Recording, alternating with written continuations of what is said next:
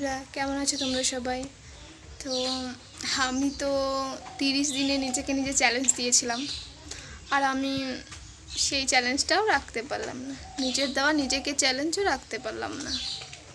তো আর কি করব,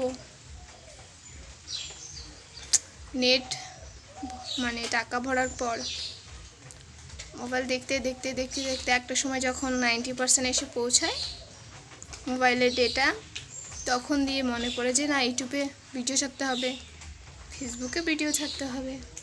তখন আর কি করা যাবে, নেটও শেষ, আর ভিডিও করা হয় না।